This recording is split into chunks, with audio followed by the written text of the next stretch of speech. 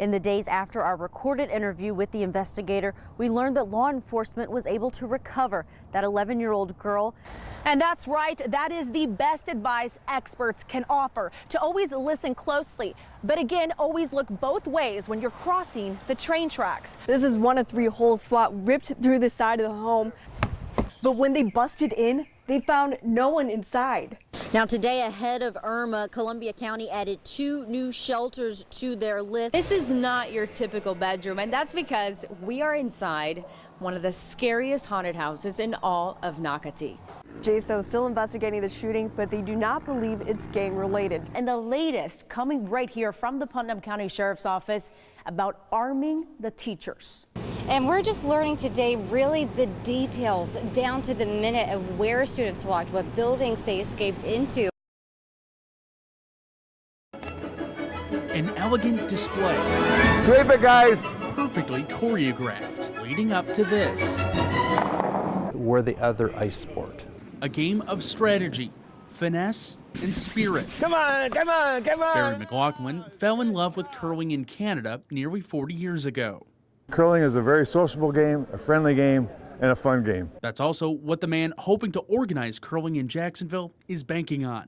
Tom Merritt says now that the city has a hockey team, interest in ice sports is rising. I think it's going to be an easy sell at this point to get people interested to come out and try it. McLaughlin explains how quickly strategy can change. And all ice conditions vary from game to game. So it's like a clean slate every time. You don't know what you're going to get. Which is why the sweepers, aptly named with brooms in hand, try to control the direction of the stone. All the way, guys. And landing in the house scores points. A hopeful Tom Merritt says the First Coast could even produce the caliber of players that are appearing in the Olympics. Who knows? They could be here just sitting, waiting to come out. A call some are willing to answer. I've got my foot on the hack, I've got the stone and the stabilizer. Let's give this a shot, shall we? A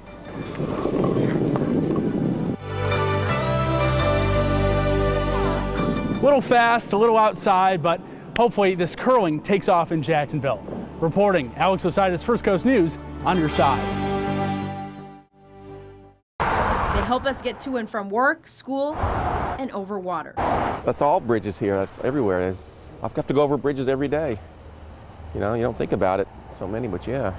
John Ritchie, who often rides his bike over the Ortega River Canal, has noticed it needs a little upkeep. Well, you can see where they put the asphalt at the beginning and the end of the bridge there. You know, the years it sinks down, they put either side. They just keep putting the asphalt on top. The bridge is on the list of top most structurally deficient bridges in Florida. The Trout River Bridge, built in 1957, also made the list.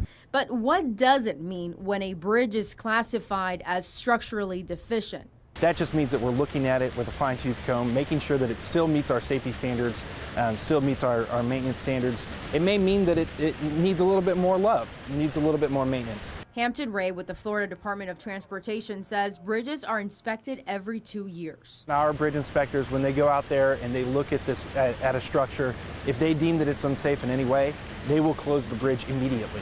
It leaves residents like Ritchie reassured that Jacksonville's bridges are structurally safe. The impact from Hurricane Irma remains so many months later, and what you can see over here and here,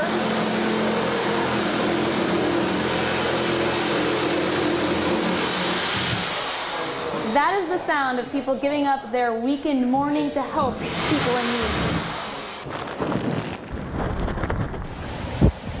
From flash floods and hurricane-force winds to a storm of volunteers and a drive to rebuild.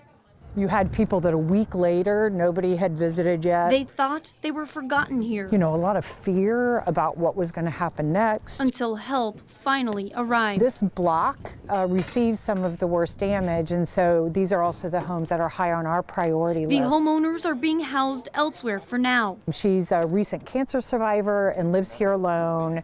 No insurance. In their place, organizations from near and far here for one purpose, to give these families a place to call home again. Hey, Lawrence. Lawrence from Builders Care. The faces on people when you come in and do the work for them, they're really grateful to give back.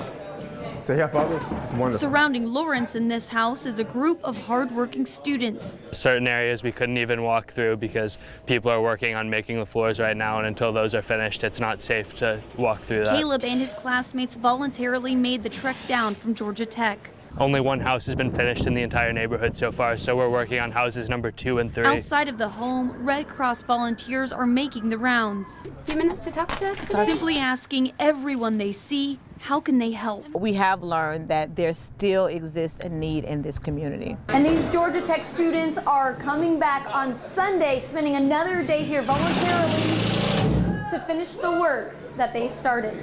Reporting on the west side, Shelby Danielson, First Coast News, on your side.